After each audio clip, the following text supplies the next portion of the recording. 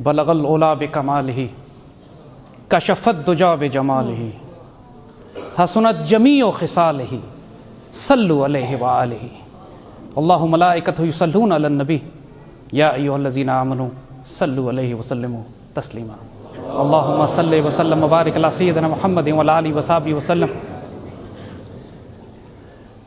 محترم سید صاحب کی اجازت سے علماء کرام، ہمارے بھائیوں، السلام علیکم ورحمۃ اللہ وبرکاتہ۔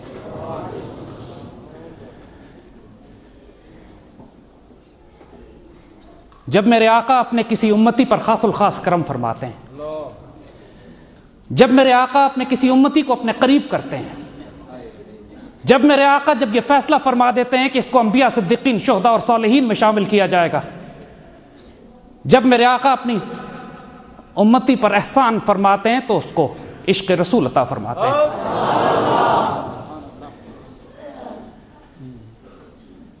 میرے ساتھیوں، ایک بات یاد رکھیے گا، عشق رسول کمایا نہیں جاتا، عشق رسول دربار نبوی کی عطا ہے۔ عشق رسول اس کو عطا کیا جاتا ہے جو ادب اور خدمت کی انتہا پر پہنچتا ہے۔ ادب پہلا قرینہ ہے محبت کے قرینوں میں، بے ادب کے نصیب میں کچھ بھی نہیں۔ اور یہ یاد رکھیے گا کہ عشق رسول کی اداؤں پر نہ تو کوئی تنقید ہے، نہ ان کی تقلید ہے، نہ ان پر کوئی فتویٰ ہے، نہ ان کی کوئی انتہا ہے۔ عشق رسول کی اداؤں پر نہ کوئی تنقید ہے، نہ کوئی تقلید ہے، نہ کوئی فتویٰ ہے، نہ کوئی انتہا ہے۔ کسی فقہ کی کتاب میں نہیں لکھا ہوتا، کسی فتووں کی کتاب میں نہیں لکھا ہوتا کہ عاشق رسول کو عشق رسول کا اظہار کس طرح کرنا ہے۔ غزوہ احد کے موقع پر میرے آقا کے دندان مبارک شہید ہوتے ہیں، سیدنا اویس قرنی اپنے تمام دندان شہید کر لیتے ہیں۔ یہ فقہ کا مسئلہ نہیں، یہ عشق رسول کی بات ہے۔ اس پر فتوے نہیں، نہ اس کی تقلید ہے۔ سیدنا ابوبکر، سیدنا عمر، سیدنا عثمان، سیدنا علی، آپ نے اپنے دندان مبارک شہید نہیں کیے۔ آپ کے عشق کا انداز اور ہے، آپ کی ڈیوٹی اور ہے، آپ کا مقام اور ہے۔ سیدنا اویس کا عشق کا انداز اور ہے، اسی لیے اس کی تقلید نہیں۔ ہر عاشق اپنی جگہ جو اس کو عطا فرماتے ہیں میرے آقا، اس کے مطابق اپنے عشق کا اظہار کرتا ہے۔ ایک صحابی نے میرے آقا صلی اللہ علیہ وسلم کو دیکھا، زندگی میں ایک بار دیکھا، اب کالی کملی اوڑھے ہوئے، سردیوں کے دن۔ اس کے بعد وہ صحابی دوبارہ حضور سے ملاقات نہیں فرماتے، لیکن ساری زندگی کالی کملی اوڑھے رہے کہ میں نے اپنے آقا کو اسی انداز میں دیکھا۔ ایک صحابی میرے آقا سے ملے، گرمیوں کے دن تھے، میرے آقا نے اپنی قمیض کے تکمے کھولے ہوئے تھے۔ اس کے بعد سردی ہو یا گرمی، ساری زندگی ان صحابی نے اپنے قمیض کے تکمے کھولے رہے کہ میں نے اپنے آقا کو ایک دفعہ دیکھا ہے، ایسے ہی دیکھا ہے۔ اس کی نہ تقلید ہے، نہ اس پر کوئی تنقید ہے، نہ اس پر کوئی فتویٰ ہے۔ کوئی جاہل یہ نہیں کہہ سکتا، اعتراض کرنے والے کہیں کس کتاب میں لکھا ہے کہ ایسا کرنا ہے۔ یہ کتابوں کے نہیں، یہ عشق رسول کے معاملات ہیں، یہ قلب کے معاملات ہیں۔ غزوے کا موقع ہے، میرے آقا اعلان فرماتے ہیں جہاد کے لیے جس کے پاس جو ہے لے کر حاضر ہو۔ ایک مسلمان صحابیہ آنسوؤں سے روتی ہیں، کچھ بھی نہیں پاس اپنے، لیکن پیچھے بھی نہیں رہنا چاہتی، میرے آقا کے پاس حاضر ہوتی ہیں، اپنا دودھ پیتا بچہ لے کر آتی ہیں۔ سیدی پوچھتے ہیں اس کا میں کیا کروں گا؟ فرماتے میرے آقا میرے پاس کچھ بھی نہیں، جب آپ کے اوپر تیروں کی بارش ہو تو اس بچے کو آگے کر دیجیے گا، تیر اس کو لگیں گے، آپ کے وجود مبارک پر تیر نہیں پہنچے گا۔ یہ عشق رسول ہے، یہ عشق رسول کی ادائیں ہیں جن کی نہ کوئی انتہا ہے، جن پر نہ کوئی تنقید ہے، جن کی نہ کوئی تقلید ہے، جن پر نہ کوئی فتوے ہیں۔ امام مالک، فقہ کے اتنے بڑے امام، مالکی فقہ آپ سے چلتا ہے، مدینہ منورہ میں کبھی جوتے نہیں پہنے کہ میرے آقا یہاں پہ، کبھی گھوڑے پہ سواری پہ سوار نہیں ہوئے مدینے میں کہ میرے آقا صلی اللہ علیہ وسلم یہاں پر چلتے پھرتے۔ یہ ادب کے معاملات ہیں، یہ عشق رسول کے معاملات ہیں۔ ادب رسول صلح حدیبیہ کے موقع پر کفار نے جب آ کے حضور کی محفل دیکھی تو جا کے کفار سے کہتا ہے اس جماعت سے جنگ نہ کرنا. ہم قیصر و کسریٰ کے درباروں میں گئے ہیں لیکن ہم نے کسی دربار میں وہ ادب نہیں دیکھا جو محمد صلی اللہ علیہ وآلہ وسلم کے صحابہ اپنے نبی کا ادب کرتے ہیں. میرے آقا وضو فرماتے ہیں تو وضو کا پانی نیچے نہیں گرتا, صحابہ اس کو اپنے وجود پہ مل لیتے ہیں. ابھی سیدی استاد نے مثال دی کہ میرے آقا کا پسینہ مبارک زمین پر نہیں گرتا کہ صحابی اسے عطر بنا لیتے ہیں. میرے آقا تھوکتے ہیں, زمین پہ تھوک نہیں گرتی کہ صحابہ اس کو لے کے اپنے وجود پر مل لیتے ہیں. اور یہ باتیں تو پھر نفس حرام نہیں. عجیب بات ہے, ایک صحابی نے عشق رسول میں حرام عمل کیا اور جنت کی بشارت پا گئے. میرے آقا نے ایک دفعہ اپنا علاج کرانے کے لیے خون نکلوایا, کچھ خون نکلا آپ کا, اور ایک پیالے میں جمع ہو گیا. آپ نے ایک صحابی کو دیا کہ جاؤ اس کو کہیں پھینکاؤ. تھوڑی دیر کے بعد وہ صحابی تشریف لاتے ہیں, سیدی دیکھتے ہی پہچان لیتے ہیں. پوچھا کیا کیا اس خون کا؟ کہ سیدی مجھے شرم آئی کہ آپ کا خون زمین پہ پھینکا جاتا, میں اس کو پی گیا. خون پینا تو ظاہراً حرام ہے. اب سیدی نے کیا فرمایا؟ سیدی فرماتے ہیں اب جس وجود میں میرا خون شامل ہو گیا اس پہ جہنم کی آگ حرام ہے.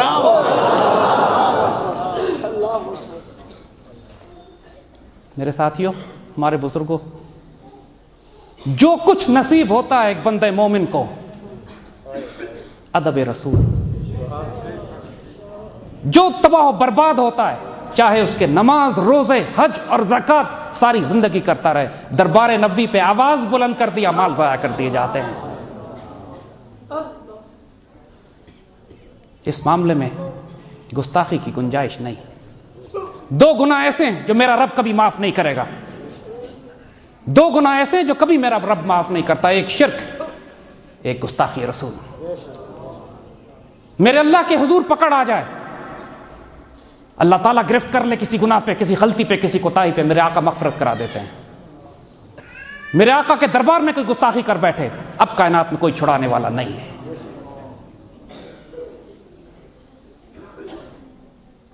آج بھی جب عشاق میرے آقا صلی اللہ علیہ وآلہ وسلم کے ادب کا معاملہ فرماتے ہیں, وہ تمام شرائط قرآن میں جو لکھی ہوئی ہیں آج بھی اسی طرح وہ شرائط مستحکم ہیں جس طرح 1400 سال پہلے ہمارے صحابہ کرام رضوان اللہ اجمعین میرے آقا صلی اللہ علیہ وسلم کے دربار میں پیش کرتے تھے. آج بھی اللہ کے بندے میرے آقا کے دربار میں جانے سے پہلے اجازت طلب کرتے ہیں. فرمایا کہ جب اپنے رسول کے پاس جاؤ اجازت لے کے آپ کے گھر تشریف لاؤ. آج بھی اللہ کے بندے جب میرے آقا کے پاس درخواست پیش کرنا جاتے ہیں تو پہلے صدقہ کر کے جاتے ہیں, کہ حکم ہے کہ رسول سے کوئی مشورہ کرنا ہو تو پہلے صدقہ کر کے جاؤ. آج بھی اللہ کے بندے مسجد نبوی سے نکلنا چاہتے ہیں تو آقا سے اجازت لے کے نکلتے ہیں, کہ حکم ہے کہ جب کسی امر جامع کے لیے اپنے آقا کے پاس اکٹھے ہو نکلنے لگو تو اجازت لے کے نکلو. اور آج بھی اللہ کے بندے مسجد نبوی کے فقراء کی اسی طرح کفالت اور عزت اور محبت کرتے ہیں کہ میرے آقا نے فرمایا جس کا مفہوم ہے کہ یہ میرے ہمسائے ہیں, ان کا دھیان کرنا. آج بھی عشاق رسول روضہ پاک کی طرف کبھی پشت نہیں کرتے. آج بھی عشاق رسول میرے آقا صلی اللہ علیہ وآلہ وسلم کے حضور اپنی آوازوں کو دھیما رکھتے ہیں. اور پھر یہ بات صرف 1400 سال پہلے کی نہیں ہے, یہ بات یاد رکھیے گا, ادب رسول اور خدمت رسول صلی اللہ علیہ وآلہ وسلم کی عطا ہے عشق رسول. امام بصیری کا واقعہ, میرے آقا صلی اللہ علیہ وآلہ وسلم کی شان میں جو قصیدہ بردہ شریف آپ سب اس کو بہتر جانتے ہیں, وہ قصیدہ لکھ کے میرے آقا کی شان میں معذور ہوتے ہیں, قصیدہ لکھ کے میرے آقا کی شان میں پیش کرتے ہیں. رات خواب میں صرف زیارت ہی نصیب نہیں ہوتی بلکہ حضور اپنی چادر بھی عطا فرماتے ہیں. آپ صبح اٹھتے ہیں تو وہ چادر اپنے وجود پر ہوتی ہے, اور بیماری کا وجود نام و نشان نہیں ہوتا. خوشی کے مارے اٹھتے ہیں, بازار نکلتے ہیں. اب یہ راز دیکھیے کیا ہے, ابھی کائنات میں کسی کو نہیں معلوم کہ یہ کیفیت گزری کیا ہے. رات قصیدہ لکھا گیا, حضور کی شان میں پیش کیا گیا, قصیدہ بردہ شریف عطا ہوا ہے, بیماری دور ہوتی ہے, بازار نکلتے ہیں, راستے میں قلندر روکتا ہے. امام بصیری کو قلندر روک کے کہتا ہے وہ جو رات قصیدہ لکھا تھا مجھے دو. دربار نبوی میں قبول کر لیا گیا ہے. اور پھر آج پوری کائنات میں سب سے مشہور قصیدہ شریف پڑھا جانے والا مولا یا صلی وسلم دائما ابدا. یہ بات تاریخ کے ہر دور میں ہر عاشق کی ڈیوٹی میرے آقا صلی اللہ علیہ وسلم نے الگ لگائی ہے. اس کے لیے ضروری نہیں ہے کہ کوئی شخص بہت عابد و زاہد ہوں، گناہگاروں پہ بھی میرے آقا نے خاص الخاص کرم فرمائے ہوئے ہیں، دنیا داروں پہ بھی کرم فرمائے ہوئے ہیں۔ شرط صرف یہ ہے ادب رسول، خدمت رسول صلی اللہ علیہ وسلم۔ سلطان نور الدین زنگی ایک مسلمان جنرل ہیں، صلیبی فوجوں کے خلاف مسلمان فوجوں کی قیادت فرما رہے ہیں۔ اس وقت دو صلیبی میرے آقا صلی اللہ علیہ وسلم کے روضہ پاک پہ سرنگ لگا کے روضہ پاک کو نعوذ باللہ گستاخی کرنے کی جرات کرنا چاہتے ہیں۔ پوری مسلمان ملت سے میرے آقا صلی اللہ علیہ وسلم پسند فرماتے ہیں سلطان نور الدین زنگی سے کہ یہ خدمت لی جائے کہ ان دو صلیبیوں کو جہنم رسید کیا جائے۔ خواب میں میرے آقا تشریف لاتے ہیں، ان کے چہرے بھی دکھائے جاتے ہیں ان جہنمیوں کے۔ سلطان نور الدین زنگی کو کہا جاتا ہے یہ مجھے اذیت دے رہے ہیں، جاؤ مجھے ان سے نجات دلاؤ۔ سلطان دمشق سے سفر کرتے ہیں، مدینہ شریف پہنچتے ہیں، ان دو صلیبیوں کو تلاش کرتے ہیں، تلاش کر کے جن کے چہرے میرے آقا نے ان کو خواب میں دکھائے تھے ان کو اپنے ہاتھوں جہنم رسید کرتے ہیں، پھر دھاڑے مار مار کے روتے ہیں کہ میرے آقا اس خدمت کے لیے آپ نے اس فقیر کو قبول کیا۔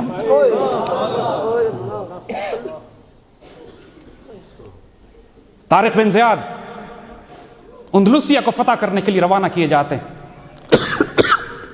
جب سمندر سے بحری جہاز گزارتے ہیں، وہ تاریخی واقعہ آپ کو معلوم ہے، لیکن اس کی روحانی ڈائمنشن، لیکن اس کا روحانی پہلو ہماری تاریخ کی کتابوں میں نہیں بتایا جاتا۔ ظاہری پہلو یہ ہے کہ سلطان طارق بن زیاد اپنی فوجوں کو لے کے اندلسیہ پہ اترتے ہیں، 12,000 مجاہدین ہیں، آگے 1.5 لاکھ عیسائی فوج ہے، غیر کا علاقہ ہے، مسلمان کبھی اس علاقے میں پہنچے نہیں ہوتے، پیچھے سمندر ہوتا ہے۔ مسلمان فوجوں کو خیال ہوتا ہے کہ چلو واپس لوٹ چلیں، دوبارہ زیادہ بڑی طاقت کے ساتھ آئیں گے۔ طارق بن زیاد پیچھے مڑ کے دیکھتے ہیں، اپنی فوج کی کیفیت دیکھتے ہیں، اپنے سپاہیوں کو حکم دیتے ہیں کشتیوں کو آگ لگا دو، ہم واپس نہیں جا رہے۔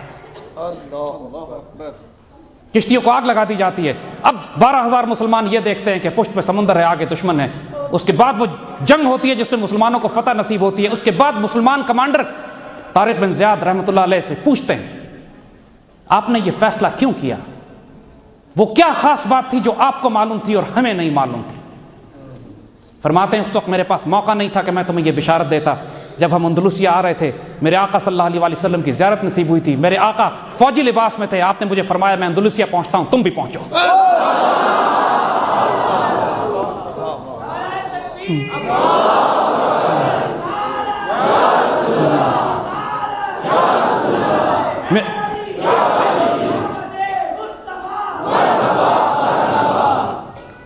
سلطان محمد فاتح خلافت عثمانیہ کے سلطان، میرے آقا صلی اللہ علیہ وسلم نے اس وقت حدیث شریف فرما دی لتفتحن القسطنطنیہ فنعم الامیر امیرھا فنعم الجیش ذالک الجیش، قسطنطنیہ لازماً فتح ہو جائے گا، اور جنتی ہوگی وہ فوج جو اس کو فتح کرے گی، اور جنتی ہوگا وہ امیر جو اس کو فتح کرے گا۔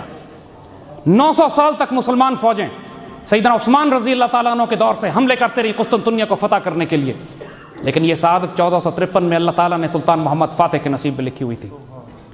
وہ سلطان محمد فاتح جس کو روکنے کے لیے سمندر پر زنجیریں لگا دی گئیں کہ مسلمان بحری بیڑا سمندر کے راستے قسطنطنیہ شہر کو نہ پہنچ سکے، اب یہ سلطان وہی کچھ کرتا ہے جو اس سے 900 سال پہلے طارق بن زیاد کر چکے ہوتے ہیں۔ اپنی فوجوں کو حکم دیتا ہے بحری جہاز خشکی پہ گھسیٹتے ہوئے لے جاؤ۔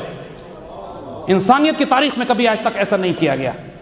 بحری جہاز خشکی پہ گھسیٹتے ہوئے لے جائے جاتے ہیں، سمندر میں اتارے جاتے ہیں، قسطنطنیہ فتح کیا جاتا ہے، اور فتح ہونے کے بعد سلطان اپنی زیارت کو بشارت اور خوشخبری کی خبر دیتے ہیں کہ ان کو اس فتح سے پہلے سیدنا ابو ایوب انصاری رضی اللہ تعالیٰ عنہ نے خواب میں آ کے حکم فرمایا قسطنطنیہ تمہارا ہے، جا کو لے لو۔ اور یہ ہمارے بزرگوں کو اس بات کا علم ہے۔ سیدنا ابو ایوب انصاری جو مدینہ میں حضور کے میزبان تھے ہجرت کے موقع پر، آپ کا مقام، آپ کا مزار آج قسطنطنیہ استنبول میں 900 سال تک آپ نے وہاں انتظار کیا اس مجاہد کا کہ جو آ کے قسطنطنیہ کو آزاد کرے گا، اور پھر خود سیدنا ابو ایوب انصاری نے اپنے مقام کا پتہ بھی سلطان فاتح کو بتایا کہ میں اس مقام پر لیٹا ہوں، یہاں پر میرا مقام بناؤ۔ اور آج ماشاءاللہ ایوب سلطان کے نام سے جو ڈسٹرکٹ پورے استنبول میں بنا ہوا ہے، جہاں لاکھوں مسلمان پوری دنیا سے جا کے فیض لیتے ہیں حضور کے میزبان کو جن کے گھر کے باہر اونٹنی رکی تھی۔ اور یہ تو تاریخ کے ہر دور میں میرے آقا صلی اللہ علیہ وسلم سے عشق اور پیار کرنے والوں کو میرے آقا نے اپنے خاص الخاص فیض اور کرم میں رکھا ہے۔ دور کیوں جاتے ہیں؟ علامہ اقبال کے بیٹے انہوں نے ایک کتاب اپنے والد کی سوائے عمری زندہ رود کے نام سے لکھی. زندہ رود میں فرماتے ہیں کہ علامہ اقبال نے ان کو یہ واقعہ سنایا کہ ایک مرتبہ کشمیر سے ایک سید زادے آئے اور علامہ اقبال کو دیکھ کر دھاڑے مار مار کر رونے لگے. جب یہ پوچھا گیا، اقبال نے پوچھا ان سے کہ آپ کو کیا حاجت ہے، سمجھے ضرورت مند ہے، کچھ پیسے دینا چاہتے تھے. فرمایا نہیں، میں ضرورت مند نہیں ہوں، اپنے خواب کے سچا ہونے پر روتا ہوں. اقبال نے پوچھا کیا خواب تھا آپ کا؟ فرماتے ہیں میں نے ایک خواب دیکھا کہ ایک بہت بڑی محفل لگی ہے، ایک بہت بڑی جماعت کھڑی ہے، مسلمان اولیاء، انبیاء، فقراء، مسلمان تحریک، تنظیم، امت موجود ہے، اور اس کی امامت میرے آقا صلی اللہ علیہ وسلم فرما رہے ہیں، لیکن میرے آقا جماعت شروع نہیں کرا رہے، بار بار پیچھے مڑ کر پوچھتے ہیں اقبال آ گیا؟ اور تھوڑی دیر بعد وہ سید زادے فرماتے ہیں میں نے دیکھا کہ ایک وجود آتے ہیں، حضور اپنے داہنے ہاتھ پہ ان کو جگہ دیتے ہیں اور پھر جماعت شروع ہوتی ہے. میں نے علماء سے پوچھا، علماء نے کہا لاہور میں ایک شخص اقبال ہے، شاید یہ وہی ہے. میں نے آ کے دیکھا تو آپ کا چہرہ پہچان لیا، آپ ہی تھے وہ جن کی ہم نے زیارت کی تھی.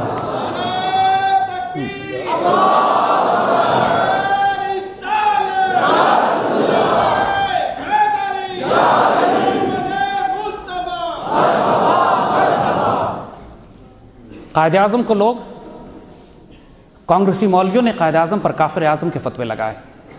بدبخت وہ پلیت جو اس وقت بھی کانگریس کے ساتھ تھے، آج بھی کانگریس کے ساتھ ہے، اور انشاءاللہ آخرت میں بھی کانگریس کے ساتھ ہی اٹھائے جائیں گے.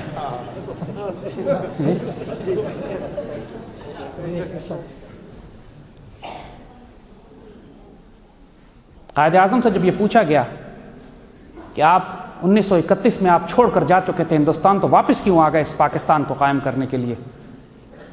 فرمایا کہ علامہ اقبال نے مجھ پہ بہت کام کیا، روحانی فیض دیا، میری تربیت کی، میرے دوستوں نے مجھے مشورہ دیا کہ مسلمانوں کو تنہا نہ چھوڑو، امت رسول خطرے میں، واپس آؤ.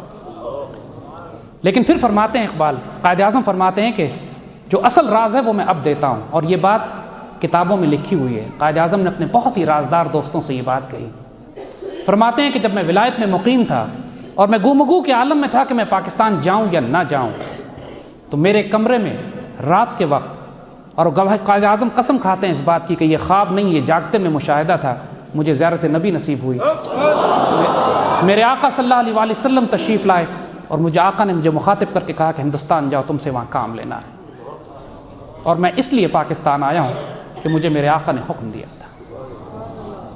قائد اعظم جب انتقال فرمانے لگتے ہیں، انتقال زیارت میں بالکل آخری مقام وقت آپ کا تھا، اس وقت اپنے ڈاکٹر کو بلا کے کہتے ہیں کہ میں بہت سکون کے ساتھ اب اس دنیا سے جا رہا ہوں، مجھے پورا یقین ہے کہ یہ پاکستان وجود میں نہیں آتا اگر اس پر فیضان نبوی شامل نہ ہو.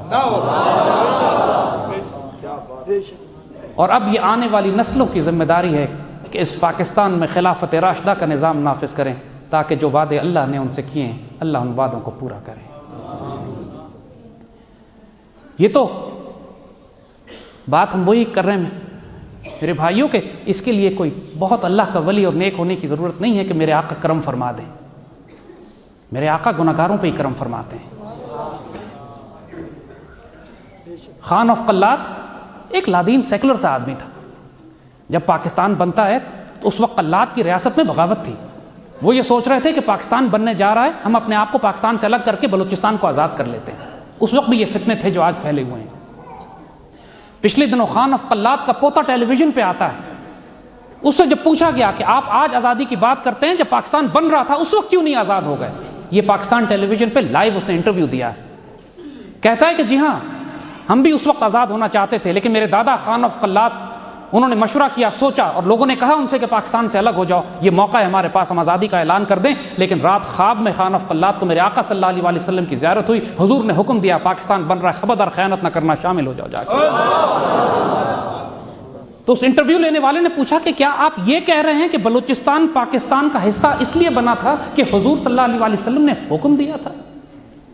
تو خان آف قلات کا پوتا کہتا ہے کہ ہم کو ہمارے بڑوں نے یہی بتایا. یہ پاکستان، اس کے تو صوبے بھی اللہ کے رسول کے حکم سے جڑے ہوئے ہیں. اور آج کے دور میں اس سے بڑی گستاخی رسول اور کوئی نہیں ہو سکتی کہ وہ پاکستان جو فیضان نبوی سے بنا ہو، جس کے صوبے بھی میرے آقا کے حکم سے جڑے ہوں، جس پر سایہ خدائے ذوالجلال ہو، جو آنے والے وقت میں امت رسول کے لیے مرکز بننا ہو، اس پاکستان کو کوئی نقصان پہنچائے۔ محترم اشفاق احمد صاحب فرماتے ہیں کہ یہ پاکستان اللہ نے صالح علیہ السلام کی اونٹنی کی طرح رکھا ہوا ہے، معجزے سے بنا تھا، معجزے سے قائم ہے اور اللہ کی نشانی ہے۔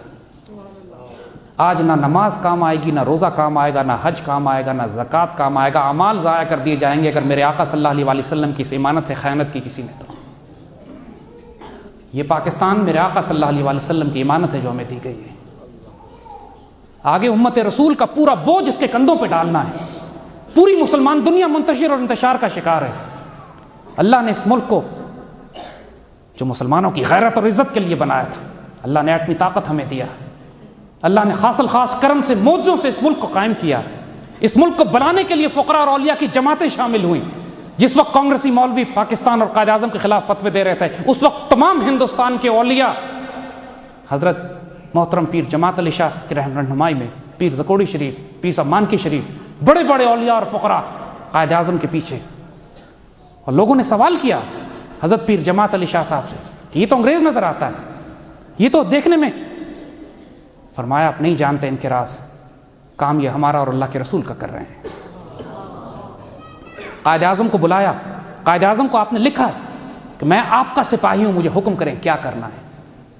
آپ کے مریدوں نے اعتراض بھی کیا کہ حضرت آپ یہ بات اس انگریز کو کہہ رہے ہیں کہ میں آپ کا سپاہی ہوں، کہتے تم اس راز کو نہیں جانتے،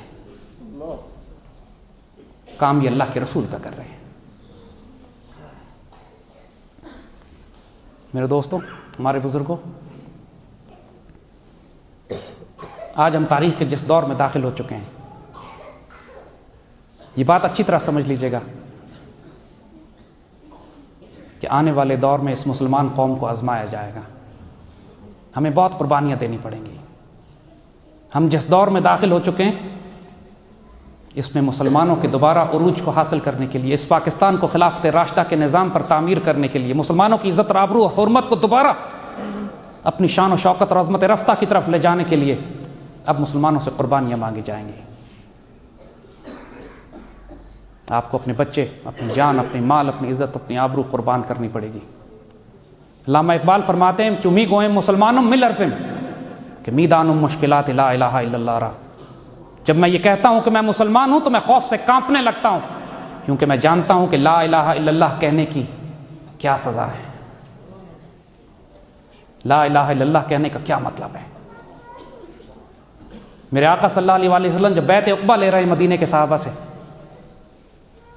بیعت لینے سے پہلے جب مدینے کے صحابہ آ کے بیعت لینے لگتے ہیں تو سیدنا عباس ان کو روک دیتے ہیں، ایک منٹ رک جاؤ، بیعت لینے سے پہلے یہ بات سمجھ لو اچھی طرح کہ میرے آقا صلی اللہ علیہ وسلم کے عشق کا دعویٰ کرنے کا کیا مطلب ہے، اس بیعت کو لینے کا مطلب کیا ہے، یہ اچھی طرح جان لو کہ پھر تمہیں پوری دنیا سے جنگ کرنی پڑے گی، یہ تم اچھی طرح جان لو کہ اپنے بیوی بچے قربان کرنے پڑیں گے، یہ اچھی طرح جان لو کہ اپنی جان و مال اور کھیتی کا نقصان برداشت کرنا پڑے گا، یہ اچھی طرح جان لو کہ پھر دنیا تمہاری مخالف ہو جائے گی۔ اب وہ لوگ بھی دیکھیں اللہ نے ان کو کیا فہم اور کیا فراست عطا کی، پوچھتے ہیں جواب میں کیا ملے گا ہمیں، اگر ہم اپنے آقا سے بیعت کرتے ہیں تو ہمیں کیا ملے گا، فرمایا گیا جنت۔ کہتے ہیں ٹھیک ہے، اب یہاں تک معاملہ جو ہے یہ زاہدوں کا ہے، زاہد جنت پہ راضی ہو جاتے ہیں، عاشق نہیں۔ وہ جو بیعت کرنے آئے تھے وہ زاہد نہیں تھے، وہ عاشق تھے، ورنہ جنت کی بشارت پر چپ ہو جاتے۔ فرمایا سیدی اب فرمائش دیکھیں، اور یہ جرت رندانہ ہوتی ہے عاشق میں، جو اس کو ممتاز کرتی ہے زاہد سے، جو مقربین کو ممتاز کرتی ہے اصحاب الیمین سے، وہ مسلمان مومن متقی اور محسن کو الگ کرتی ہے انبیاء صدیقین شہداء اور صالحین سے۔ وہ صحابہ حضور سے فرماتے ہیں سیدی ہم سے ایک وعدہ کریں، سیدی فرماتے ہیں کیا بات ہے، سیدی ہمیں کبھی چھوڑ کے نہیں جائیں گے آپ۔ وہ جنت پہ راضی نہیں ہوئے، انہوں نے آقا کو طلب کر لیا۔ میرے آقا نے فرمایا کہ اب میں تمہیں کبھی چھوڑ کر نہیں جاؤں گا، اور پھر آج تک میرے آقا اہل مدینہ کے ساتھ ہیں، آج تک میرے آقا پھر اہل مدینہ کے ساتھ ہیں۔ جب میرے آقا نے یہ فرما دیا کہ اہل مدینہ میرے ہمسائے ہیں، ذرا ان کا دھیان کرنا، اس کے بعد تاریخ اسلام گواہی دیتی ہے کہ مسلمان سلاطین ایسے بھی گزرے ہیں جو اہل مدینہ پر ٹیکس نہیں لگاتے تھے، اہل مدینہ کی سزائیں معاف کر دیا کرتے تھے، اہل مدینہ کے ساتھ نرمی کا معاملہ کرتے تھے. اور یہی جرأت رندانہ ہے. جب صحابہ حضور سے ملتے ہیں تو یاد کیجئے صحابہ کیا فرماتے تھے، فداک امی و ابی یا رسول اللہ، قربان آپ پہ میرے ماں، میرے باپ، میری جان، میری مال، میری عزت میں آبرو، فداک امی و ابی یا سیدی یا رسول اللہ، فداک.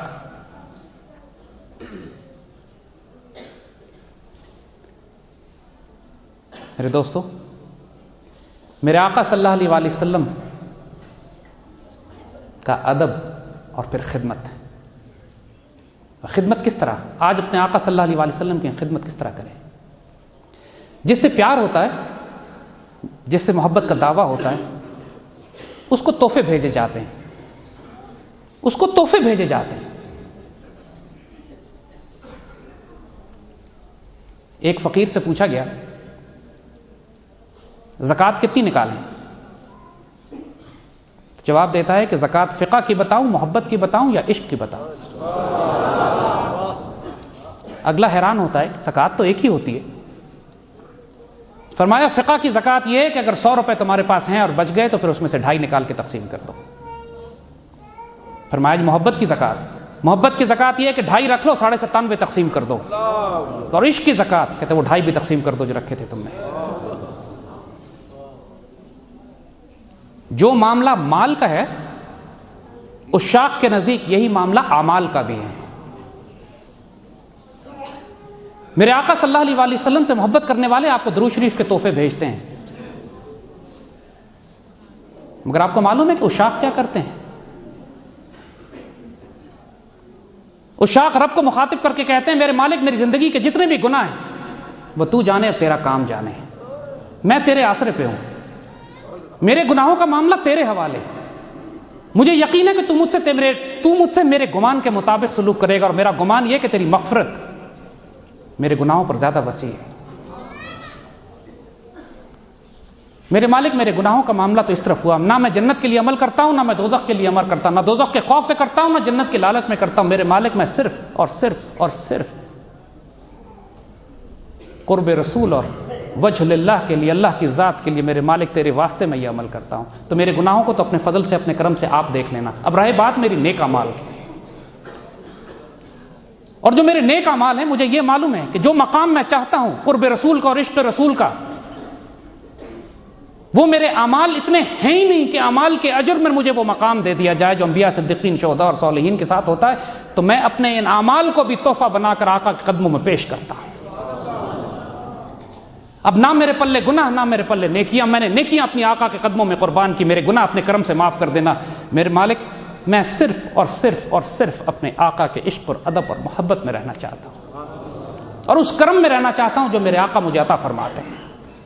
میں اس پہ راضی ہوں جو میرے آقا مجھے دیں. مجھے اپنی کمائی پہ تکبر نہیں، مجھے اپنی کمائی پہ آسرا نہیں، مجھے اپنی کمائی پر بھروسہ نہیں. جو کچھ میں نے کمایا، میرے حج، میری نیکیاں، میری زکوٰۃ، میرے صدقات، میرے خیرات، میرے درود شریف، میری نمازیں، سب کچھ میں تحفہ پیش کرتا ہوں. میرے مالک تیرے واسطے کیا، تو نے قبول فرمایا، تو میرے آقا کو تحفہ دے دے. یہاں پر 20-20 سال کے بچے ایسے ہیں جو ظاہراً یونیورسٹیز اور کالجز میں پڑھتے ہیں، لیکن رات کو سوتے نہیں جب تک دن بھر کے نیک اعمال اپنے آقا کو تحفے میں بھیج نہ دیں. عشق رسول کسی کی میراث نہیں. ادب رسول اور خدمت رسول، عشق رسول دربار نبی سے عطا ہوگا انشاءاللہ. اور پھر جس کو عشق رسول عطا ہوتا ہے اس کی نشانیاں آپ کے وجود میں بتاتے ہیں. یہ ممکن نہیں ہے کہ جس کو عشق رسول عطا ہو اور اس سے آپ کو عشق رسول کی خوشبو نہ آئے. یہ نہیں ہوتا کہ مجھے اللہ کے رسول سے عشق بھی ہے لیکن میرا دل پتھر کا ہے، ایسا نہیں ہے. مجھے اللہ کے رسول سے عشق بھی ہے لیکن اس کا چہرہ مکروہ ہے، ایسا نہیں ہے. مجھے اللہ کے رسول سے عشق بھی ہے اور اللہ کے رسول کا فیض اس کے وجود سے نکلتا نہ، ایسا ہو نہیں سکتا. میرے آقا صلی اللہ علیہ وآلہ وسلم جب کرم فرماتے ہیں، جب اپنا فیض عطا فرماتے ہیں، جب اپنا عشق عطا فرماتے ہیں، پھر وہ میرے آقا کے عشق کا وسیلہ اور فضیلہ بھی بنتا ہے.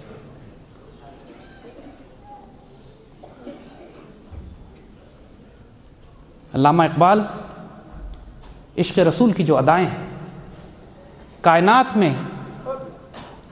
میں کوئی مسلمان اللہ کا ولی درویش ایسا نہیں گزرا جس طرح میرے علامہ اقبال نے عشق رسول اور ادب رسول کی کیفیات کا اظہار فرمایا ہے۔ اسی لیے ہم کہتے ہیں آپ سے اقبال کو پڑھیے۔ اتنا بڑا عاشق رسول جو میرے آقا صلی اللہ علیہ وسلم سے فیض لے کے جن کا تحفہ اس امت کو دیا گیا، ان کو ضائع نہ کیجیے گا۔ اقبال مسلمان تاریخ میں آج تک کسی مسلمان عالم نے اتنا بڑا دعویٰ نہیں کیا جتنا اقبال کر چکے ہیں۔ میرے آقا صلی اللہ علیہ وسلم کو مخاطب کر کے فرماتے ہیں، یا سیدی یا مرشدی یا حبیبی، اگر میں نے اپنے کلام میں آپ کی نمائندگی نہیں کی، اگر میں نے اپنے کلام میں آپ کے عشق کو نمائندگی نہیں دی، اگر میں نے اپنے کلام سے عشق رسول کو نہیں پھیلایا اور آپ کی امت کا وفاداری نہیں کی، تو قیامت کے روز مجھے اپنی زیارت سے محروم فرمائیے گا، قدم بوسی سے محروم فرمائیے گا، مجھے ہلاک کر دیجیے گا۔ اتنا بڑا دعویٰ کائنات میں کوئی نہیں کر سکتا جب تک میرے آقا صلی اللہ علیہ وسلم کے ساتھ وہ روحانی تعلق اس کو نہ ہو، اس کو یہ ایمان ہو کہ میرے آقا اپنی رحمت سے کبھی جدا نہیں کریں گے۔ اور پھر خشیت کا عالم، رب کے حضور درخواست پیش کرتے ہیں، اور یہ ایسا اقبال کا ایک شعر ہے کہ جس کے اوپر شاعری ختم ہے۔ اس وقت بھی ہندوستان میں ہزاروں لوگ دھاڑے مار مار کر روئے اس ایک شعر کے اوپر، لوگ خطرہ ہو گیا کہ جنازے اٹھ جائیں گے۔ اقبال کا جب یہ شعر پڑھا گیا، تو غنی از دو عالم من فقیر، میرے مالک آپ غنی ہیں دو عالم کے، میں ایک مسکین عاجز فقیر، تو غنی از دو عالم من فقیر، روز محشر ذرہائے من پذیر، قیامت کے دن میری ایک درخواست مان لیجئے گا، گر تمہیں بھی نہیں حسابم ناگزیر، اگر آپ یہ دیکھیں کہ میرا حساب کرنا اتنا ہی لازم ہے، از نگاہ مصطفیٰ اورا پنہا بگیر، میرے آقا صلی اللہ علیہ وسلم سے چھپا کے میرا حساب لیجئے گا، میرے آقا کے آگے میں شرمندہ نہیں ہوں۔ مجھے یہ برداشت نہیں ہوگا کہ میرے آقا میرے گناہوں کو دیکھ کر آپ کے چہرے پہ کوئی خفگی آئے۔ مولانا جامی کا ایک واقعہ ہے کہ لوگوں نے اقبال پر اعتراض کیا کہ آپ کیسے عاشق ہیں کہ کبھی مدینے نہیں گئے۔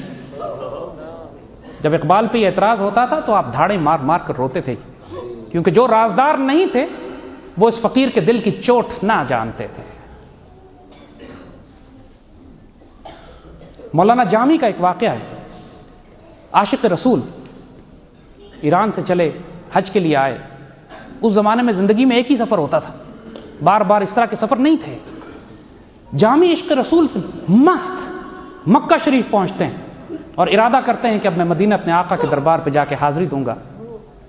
مکہ کے گورنر آتے ہیں اپنی فوج کے ساتھ، جامی کو روک دیتے ہیں، بڑے ادب سے روکتے ہیں، ہاتھ چومتے ہیں، قدم بوسی کرتے ہیں، اپنے ساتھ تخت پہ بٹھاتے ہیں اور کہتے ہیں سیدی میں ہاتھ جوڑتا ہوں لیکن میں آپ کو مدینے جانے کی اجازت نہیں دے سکتا۔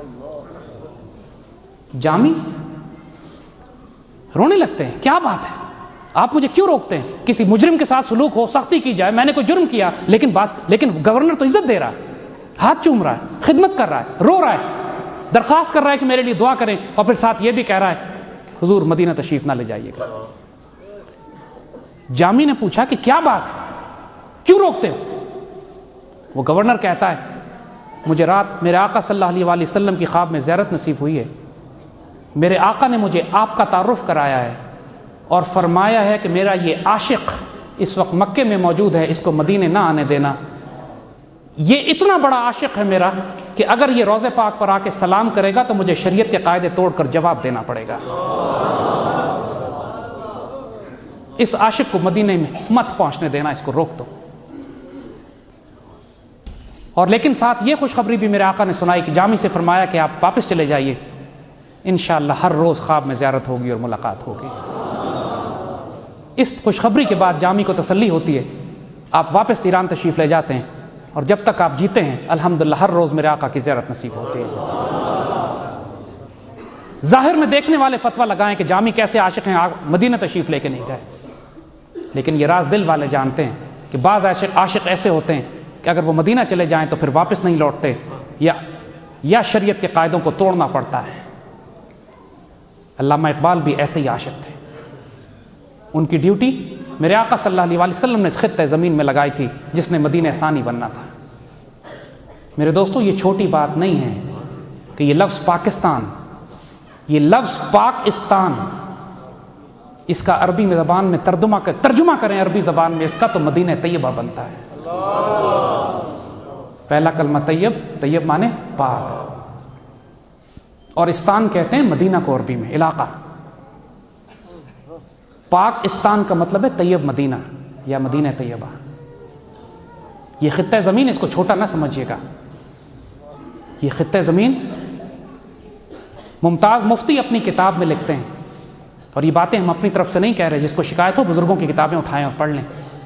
ممتاز مفتی اپنی کتاب لبیک میں لکھتے ہیں کہ جب 65 کی لڑائی ہوتی ہے تو مسجد نبوی کے خداموں نے، مسجد نبوی کے خادموں نے یہ خواب دیکھا کہ میرے آقا صلی اللہ علیہ وآلہ وسلم بے چینی میں میدان جنگ کا لباس پہنے ہوئے، ذرہ اور تلوار ہاتھ میں لی ہوئی، اور اپنے ساتھ اصحاب بدر گھوڑ سوار دستے ہیں، اور فرما رہے ہیں چلو پاکستان پر حملہ ہوا ہے، ہم نے پاکستان کا دفاع کرنا ہے۔ ہمارے بزرگوں نے سینکڑوں واقعات یہ سنائے بھی ہیں، کتابوں میں لکھے ہیں، اخباروں میں چھپے ہیں کہ کس طرح بھارتی طیارے آ کے جب حملہ کرتے تھے تو نیچے سبز پگڑی والے ایسے گھوڑ سوار جن کی تلواروں سے روشنیاں نکلتی تھی وہ دشمن کی فوج کا مقابلہ کرتے تھے۔ اس پاکستان کو چھوٹا نہ سمجھے گا۔ میرے آقا صلی اللہ علیہ وآلہ وسلم کے دربار پہ اگر آواز بھی بلند کر دی تو اعمال ضائع ہو جاتے ہیں۔ آواز بلند کرنے کا مطلب یہ نہیں کہ اذان نہ دی جائے، آواز بلند نہ کی جائے۔ ایک صحابی، شروع میں لوگ اس کے مفہوم کو ظاہری سمجھے، ایک صحابی جن کی آواز فقرتاً بلند تھی، رونے لگے، میں تو تباہ و برباد ہو گیا، ہلاک ہو گیا، میری تو آواز ہی اونچی ہے۔ سیدی نے ان کو بشارت دی، فرمایا اس کا مطلب یہ نہیں، اس کا مطلب گستاخی اور بے ادبی۔ مؤذن رسول بھی تو اونچی آواز دیتے ہیں، لیکن اس کے بعد یہ ادب پھر بھی قائم ہو گیا کہ مسجد نبوی شریف میں کبھی کوئی اپنی آواز بھی اونچی نہیں کرتا۔ ظاہری ادب بھی قائم رکھا گیا اور اس کی حکمت کو بھی سمجھا گیا۔ حضور کی آواز مبارک سے اپنی آواز بلند کرنے کا مطلب یہ ہے کہ حضور سے آگے پیش قدمی نہ کی جائے، جس چیز کو حضور حکم فرما دیں اس کو قبول کر لیا جائے، جس چیز کو حضور روک دیں اس سے رک جایا جائے، جس پر حضور کرم فرما دیں اور یہ فرمائیں کہ یہ میرا سپاہی ہے اس کی عزت کی جائے، جس کو حضور اپنے دربار میں بلا لیں اس پہ اعتراض بند کر دیا جائے۔ ہلاک ہوئے، تباہ و برباد ہوئے وہ کہ جو میرے آقا کے سپاہی کو کافر اعظم کہتے تھے، ہلاک ہوئے، تباہ و برباد ہوئے وہ جو میرے آقا کے اس مدینہ ثانی کو کافرستان کہتے تھے، ہلاک ہوئے اور تباہ و برباد ہوئے وہ جنہوں نے قائد اعظم کو اس لیے ووٹ نہیں دیا کہ ان کے خیال میں قائد اعظم شیعہ تھے۔ یہ بدبخت پہنچے قائد اعظم کے پاس کہنے کے لیے کہ ہم آپ کو ووٹ نہیں دیں گے کہ ہمیں شک ہے کہ آپ شیعہ ہیں۔ قائد اعظم نے کہا ٹھیک ہے پھر تم ایسے کرو، تم جا کے گاندھی کو ووٹ دو، وہ سنی ہوگا۔ اور ان بدبختوں نے پھر گاندھی کو ووٹ دیا۔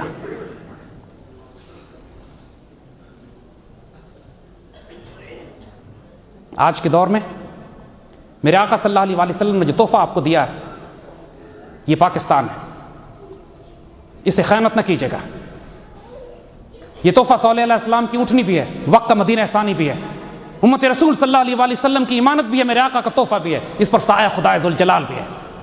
اس پر جو کچھ قربان کرنا پڑے قربان کریں، فدا کا امی وابی قربان یا سیدی آپ کے اوپر، میرے ماں، میرے باپ، میرے جان، میرے مال، میری عزت، میری آبرو، میرا سب کچھ۔ یہ سوال نہیں کرنا کہ میرے آقا نے مجھے کیا دیا، سوال یہ کرنا ہے میں نے اپنے آقا پر کیا فدا کیا، کیا چھوڑ دیا، کچھ نہیں باقی۔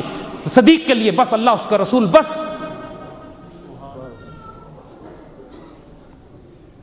اس بات سے فرق نہیں پڑتا کہ کتنی بڑی محنت ہے آپ کی، کتنی کوشش ہے آپ کی۔ جب غزوہ تبوک کے موقع پر سامان طلب کیا گیا، سیدنا عمر فرماتے ہیں آج میں سب سے زیادہ سامان لے کے جاؤں گا، گھر کے 2 حصے کیے، آدھا سامان لے کے میرے آقا کی خدمت میں پہنچے۔ سیدنا ابو بکر صدیق رضی اللہ تعالیٰ عنہ گھر کا پورا سامان سمیٹ کر پہنچے ہوئے تھے۔ جب پوچھا صدیق اکبر سے صدیق گھر پہ کیا چھوڑا، فرماتے ہیں کہ صدیق کے لیے اللہ، اس کا رسول بس۔ ایک صحابی موجود دھاڑے مار مار کے رونے لگے، کچھ بھی نہیں تھا پاس، خالی ہاتھ۔ وہ ایک یہودی کے پاس گئے، اس سے کہا میں تمہارے کھیت میں کام کرتا ہوں، سارا دن کام کیا اور پھر ایک مٹھی بھر کھجور مزدوری کے طور پر ملی۔ وہ مٹھی بھر کھجور لے کر آئے آقا کے پاس، سیدی میرے پاس تو یہی تھا۔ میرے آقا نے وہ کھجوریں لی، پورے سامان پہ بکھیر دی، کہا تمام سامان سے زیادہ قیمتی یہ کھجوریں یہ تو لے کر آیا۔ یہ نہ دیکھنا کہ آپ کی کوشش اللہ، اس کے رسول صلی اللہ علیہ وآلہ وسلم کے دین کے لیے اور اس پاکستان کے لیے کتنی چھوٹی ہے کتنی بڑی ہے۔ اپنی نیتوں کو خالص رکھنا۔ میرے آقا کرم فرمانے والے ہیں، رحم فرمانے والے ہیں، مساکین کی کوششوں کو قبول فرمانے والے ہیں۔ صرف ایک شرط ہے، 2 جہانوں کی سرداری آپ کے لیے، شرط صرف ایک ہے کہ محمد سے وفا تو نے تو ہم تیرے ہیں۔ یہ جہاں چیز ہے کیا، لوح و قلم تیرے ہیں۔ بندہ مومن کی جو صرف اللہ تعالیٰ بتاتا ہے، جو اقبال نے واضح کر دی، عاشق رسول تقدیر کا پابند نہیں ہوتا،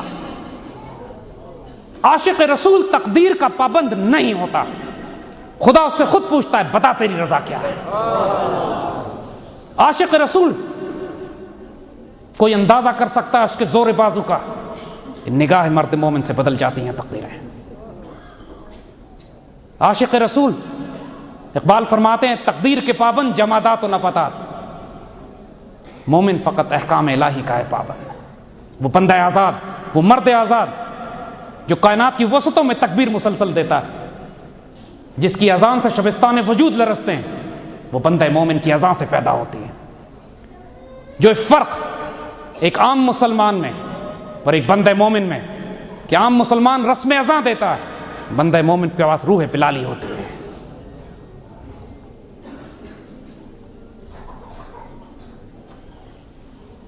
میرے بھائیوں، اپنی زندگی کا یہ تحفہ آج اس محفل میں، آج اس مہینے کی برکت سے میرے مالک نے اگر ہمیں اکٹھے ہونے کی اجازت دی ہے تو اس تحفے کو سمیٹ کے اپنے ساتھ لے کے جاؤ۔ عہد کر لو کہ آج کے بعد زندگی کا کوئی دن ایسا نہیں گزرے گا جس دن میرے آقا صلی اللہ علیہ وسلم کو شعوری طور پر آپ کوئی تحفہ نہ بھیجو۔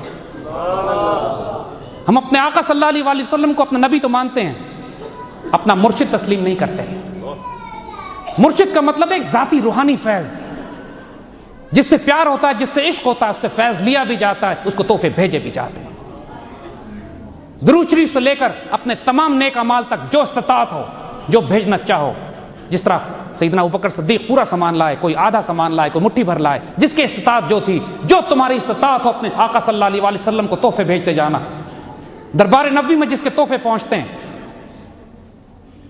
پھر اس کو جوابی تحفے میرے آقا صلی اللہ علیہ وسلم کی طرف سے آتے ہیں۔ میرے آقا نے کبھی کسی کو خالی ہاتھ نہیں بھیجا۔ اللہ آپ کا حامی و ناصر ہو۔ میرے آقا صلی اللہ علیہ وسلم کا عشق اور ادب ہماری سب سے بڑی میراث، سب سے بڑا اثاثہ ہے۔ ہمارے اعمال ہمارے کام نہیں آئیں گے، ہمارا ادب کام آئے گا، ہماری عشق کام آئے گا۔ اپنے ادب اور اپنے عشق پر کبھی سمجھوتا نہ کرنا۔ اعمال کی غلطیاں کوتاہیاں میرا مالک معاف کرنے والا ہے۔ ایک بدو، اور یہ باتیں علماء نے، بزرگوں نے کتابوں میں لکھی ہوئی ہیں۔ امام نووی اپنی کتاب میں اس واقعے کا ذکر کرتے ہیں، کتاب الاذکار ان کی مشہور کتاب ہے، بزرگ جانتے ہیں کہ ایک بدو میرے آقا صلی اللہ علیہ وسلم کے دربار پر حاضر ہوا۔ حضور ظاہراً پردہ فرما چکے ہیں، اور دربار پہ آ کے روتا ہے اور کہتا ہے کہ سیدی، میں نے قرآن میں پڑھا ہے کہ اگر تم اپنی جانوں پر ظلم کر بیٹھو، میں نے قرآن میں پڑھا ہے کہ اگر تم اپنی جانوں پر ظلم کر بیٹھو تو اللہ کے رسول کے پاس آ جاؤ، جب اللہ کے رسول تمہارے لیے مغفرت کی دعا طلب کریں گے تو اللہ کو وہ غفور الرحیم پائیں گے۔ تو سیدی اب میں کہاں جاؤں، میں آپ کے دربار پر حاضر ہو گیا ہوں، میں نے اپنی جانوں پر بڑا ظلم کیا ہے، میری مغفرت کروائیے۔ اور اس کے بعد اس بدو نے وہ شعر پڑھے کہ جو وجود اس جگہ پر قیام فرماتے ہیں، ان سے زیادہ خوبصورت وجود کائنات میں وجود نہیں رکھتے، وفیہ جود والعفو والکرم۔ اس شعر کا آخری مصرع یہ تھا جو آج بھی روضہ پاک کی جالیوں پہ یہ شعر لکھے ہوئے ہیں۔ اس کے بعد امام نووی اپنی کتاب میں لکھتے ہیں کہ جب وہ بدو تشریف لے گئے تو وہاں ایک بزرگ تشریف رکھتے تھے، فوراً ہی خواب میں ان کو حضور کی زیارت ہوئی۔ حضور نے فرمایا اس بدو کو اطلاع کرو، اس کی حاضری قبول ہوئی، اللہ نے اس کو مغفرت قبول فرما لی۔ اپنے گناہوں سے انسان کو شرمندہ ضرور ہونا چاہیے، لیکن یہ امید اور آسرا رکھیے کہ جن کی آپ امت ہیں، اگر اپنی جانوں پہ ظلم کر بیٹھو، پھر اللہ کے رسول کے پاس حاضری دو، اس آداب سے دو جس طرح آداب حاضری دینے کا حق ہے، محبت اور پیار اور خدمت اور ادب کے ساتھ، اور یہ اللہ سے یہ امید رکھو کہ میرے آقا صلی اللہ علیہ وسلم اللہ کے حضور آپ کی شفاعت کر کے آپ کی مغفرت فرمائیں گے۔ اپنے آپ کو سیدی کے لیے قربان کرنے کے لیے آمادہ رہیے۔ نیتوں کے کھیل ہیں یہ سارے، کوئی اعمال کرتا ہے جنت کی نیت سے، کوئی اعمال کرتا ہے دنیا کو دکھانے کے لیے، کوئی اعمال کرتا ہے دوزخ کے خوف سے، کوئی اعمال کرتا ہے سیدی کی محبت میں۔ اعمال سب ایک جیسے ہیں، نیتوں کے فرق سے کائناتیں بدل جاتی ہیں۔ اللہ آپ کا حامی و ناصر ہو، ادب رسول اور عشق رسول کا درد آپ کو عطا ہو، اللہ اس میں اضافہ فرمائے، اس کو قائم رکھے۔ ہماری دنیا اور آخرت کی یہی میراث ہے ہمارے پاس، ہمارے اعمال ہمارا میراث نہیں ہے، ادب رسول اور عشق رسول میراث ہے۔ اس کی حفاظت کیجیے گا، جان سے زیادہ کیجیے گا، دل و نگاہ دل و جان سے کیجیے گا۔ سیدی کے معاملے پہ، آقا کے معاملے پہ کوئی گستاخی، کوئی کمپرومائز، کوئی مصلحت نہیں۔ آقا کی عزت اور حرمت کے معاملے میں جب وہ غازی علم دین بڑے بڑے لوگ اس وقت گفتگو کرتے رہے، راجپال ناپاک پلیت نے جب وہ کتاب لکھی میرے آقا صلی اللہ علیہ وسلم کی شان کے خلاف، اس وقت علامہ اقبال قائد اعظم پوری مسلمان دنیا میں تحریک مچ گئی، اور غازی علم دین شہید وہاں سے اٹھتے ہیں اور جا کے راجپال کو جہنم رسید کر کے آتے ہیں۔ تو علامہ اقبال اس پر وہ اپنا مشہور جملہ کہتے ہیں کہ اسی تے گلاں کرتے رہ گئے تے لوہاراں دا منڈا بازی لے گیا۔ یہ قائد اعظم کا واحد کیس تھا جو قائد اعظم نے مفت لڑا۔ قائد اعظم جو راجوں مہاراجوں کے کیس لیا کرتے تھے، انہوں نے غازی علم دین شہید کا کیس قائد اعظم نے کیا۔ لیکن بڑے لوگ غازی علم دین شہید کے پاس گئے یہ کہنے کے لیے کہ تم یہ کہہ دو کہ میں نے قتل نہیں کیا، غصے میں کیا، ایسے ہی ہو گیا، تمہیں عمر قید کی سزا ہو جائے گی۔ علامہ اقبال کے پاس بھی آئے کہ آپ غازی علم دین سے کہیں یا انگریزوں سے سفارش کر دیں، تو علامہ اقبال نے اس کے اوپر ایک نظم لکھی اور مخاطب کر کے مسلمانوں کو کہا کہ یہ اہل حرم جو ہیں، یہ اہل عشق ہیں، ان کی دیت تم اہل کلیسا سے مت طلب کرو، یہ شہادت طلب کرنے والے لوگ ہیں، یہ شہادت چاہتے ہیں، ان کو مت رکو، شہادت لینے دو انہیں۔ جب اقبال گئے غازی علم دین کے پاس، صرف لوگوں نے مجبور کر کے بھیج دیا کہ جائیں بات تو کریں۔ اقبال جب غازی علم دین کے پاس پہنچے تو دونوں میں کوئی بات نہیں ہوئی، صرف اقبال کو غازی علم دین شہید نے دیکھا اور بڑے پیار سے کہتا ہے، اقبال تسی بھی؟ اقبال دھاڑے مار مار کے رونے لگے اور وہیں سے لوٹ آئے، اور پھر وہ مشہور نظم لکھی کہ ان اہل عشق کی دیت اہل کلیسا سے نہ مانگو۔ اللہ آپ کا حامی و ناصر ہو، اللہ پاکستان کا حامی و ناصر ہو، آپ کے سروں پہ بزرگوں کے سائے سلامت رہیں، آپ کا عشق سلامت رہے۔ وہ یاد رکھیے گا بابا سنت سلطان باہو رحمۃ اللہ علیہ کی بات، ایمان سلامت ہر کوئی منگے، عشق سلامت کوئی ہو۔ اللہ آپ کے عشق کو سلامت رکھے۔ جزاک اللہ خیر۔ وعلیکم السلام ورحمۃ اللہ وبرکاتہ۔ ماشاء اللہ، بارک اللہ اللہ اور اضافہ دے ذوق کو مزید ترقیات عطا فرمائے۔